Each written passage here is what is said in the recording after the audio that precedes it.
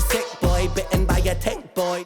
With searing honesty, artist Ren shares what it's like to live with psychosis. There's a vulnerability to his music, an openness about mental health, which millions have connected with. Essentially, your mind is making music. Finding beauty in pain has become a necessity to survive. I've been struggling with health problems most of my life, and to alchemize my struggle, my physical symptoms, my psychological symptoms into something that feels more beautiful and more productive, I think then justifies everything that I'm going through, which I think is, for me, is vital. What I'd like you to do is take some deep breaths with me. In and out. Yeah, have you found it therapeutic or sort of cathartic in a way? Or has it been deeply confrontational to have to deal with this in your music? I think it's a little bit of both, you know. Sometimes you have to dig up things that are quite ugly and quite difficult to process, which can be quite difficult. I mean, one of the most cathartic things about it is I'm creating something that is relatable for other people, because I think that what I'm going through and what I'm talking about isn't often touched on in mainstream music culture. And so to become a bit of a voice for the voiceless, I think really helps me justify my own suffering, because otherwise it kind of feels sometimes for me like it's for nothing unless it's been given a purpose, you know? And I think we're always craving purpose as human beings. And I've been making some progress lately, and I've learned some new coping skills. So I haven't really needed you much, man. I think we need to just step back and chill. Ren, you sound more insane than I do. You think that those doctors are really there to guide you? Been through this a million times, you're civilian. The rapper and producer's song, Hi Ren, has been watched over 20 million times on YouTube, a viral hit which grapples with the voices in his own head.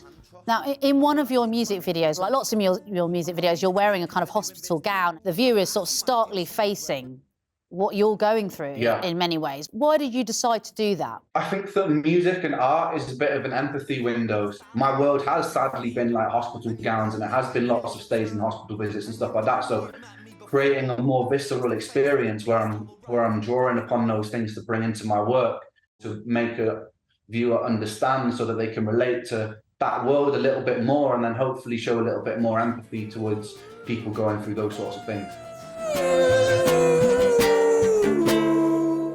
Do you think the government and politicians are investing in mental health services in the way they should? I think that when you look at like rising levels of suicide rates in young men, I think that when you look at chronic health problems where the numbers are rising and not going down, and lots of things like this, I think that is a little bit of a red flag that we do need to allocate more resources to these things in these areas. But I still wouldn't badmouth a public system of health because of how many people's lives are saved by it.